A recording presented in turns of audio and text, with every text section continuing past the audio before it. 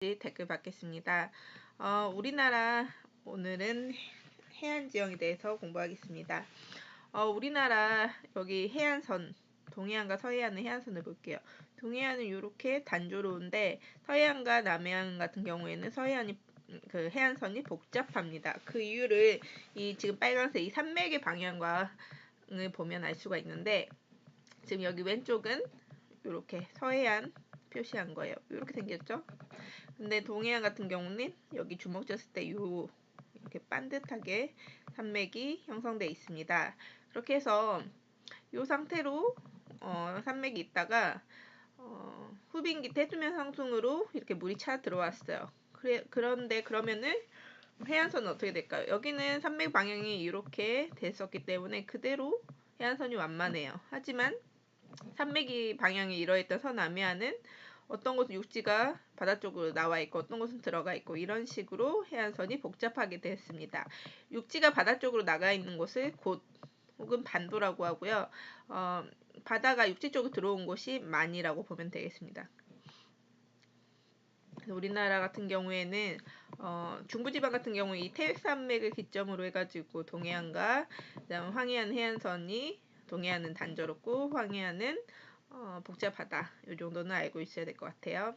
그래서 단조롭다, 복잡하다. 그거는 방금 봤듯이 산맥의 방향이랑 관련이 있습니다. 그다음에 그 해안 지형 같은 경우에는 크게 이렇게 만쪽, 바다 육지 쪽으로 들어간 것을 만이라고 했죠. 만 쪽에는 퇴적 작용이 활발해서 이런 모래, 해안, 이런 사빈 해수욕장이 발달하고요. 그 다음에 육지가 바다 쪽으로 나와 있는 곳 같은 경우에는 침식 작용이 활발해요. 바다 이 파도 같은 거 영향을 직접적으로 받기 때문에 침식 작용이 활발합니다. 그다음에 이런 파도가 이렇게 치다가 이 해안가 쪽으로 가면은 바람의 방향이 이렇게 변하면서 이런 연안류가 바람의 방향에 따라서 이렇게 흐르게 돼요. 그래서 이런 모래사장 같은 경우에도 이런 식으로 이쪽으로 모래가 파랑 적응 방향 같은 방향으로 간다. 즉 이 바람의 방향에 따라서 이 연안류에 따라서 그 모래사장도 이쪽으로 점차 이동한다고 정도는 알아두면 될 것 같아요. 더 많은 파랑 에너지가 분산돼서 퇴적작용이 활발하고 고순 파랑 에너지가 집중적으로, 파랑은 다른 말로 파도로 기억하면 됩니다. 침식작용이 활발합니다. 오늘은 다양한 해안 침식 지형까지는 공부할 건데, 이렇게 육지가 바다로 돌출되어 있는 이런 곳 같은 경우에는, 곳 같은 곳에는 어떤 지형들이 발달하냐, 파도가 이렇게 암석을 깎아요. 그래서 바다에 침식된 절벽이 있어요. 그거를 해시계라고 하고요.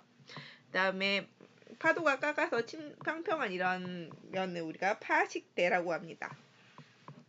그리고 당구가 계단 모양의 언덕이잖아요. 우리가 하안당구를 배운 적이 있는데 집안의 융기로 이렇게 계단 모양으로 된 해안가 쪽에 있는 당구를 해안당구라고 하고요. 그 다음에 이렇게 해시계가 있다가 이제 계속 파도가 깎으면 이 해시계가 뒤로 가겠죠. 여기 있던 게 뒤로 깎이면서 갑니다. 그러다가 깎이는 도중에 강한 애들은 안 깎이고 남아있게 돼요. 이런 지형을 시스텍이라고 합니다. 차별 침식이라는 것은 강한 암석은 살아남고 그렇지 않은 것들은 지금 깎였잖아요. 그런 차별 침식으로 남아있는 지형을 시스텍이라고 합니다. 해안당구는 이렇게 파도가 쳐요. 그러다가 집안이 융기를 합니다. 그러면서 계단 모양의 언덕이 생기면 해안당구라고 해요. 그래서 해식에는 해안 절벽, 파식대는 평평한 지형, 해식동은 동굴이에요. 그 바닷가 쪽에 있는 그 파도에 깎여서 생긴 동굴이라고 보면 되고, 아까 차별 침식으로 생긴 지형 시스텍이 있고요. 계단 모양의 지형, 땅이 융기나 해수면이 또 내려가거나 뭐 이렇게 해서 생긴 계단 모양의 지형인데, 여기까지 할게요.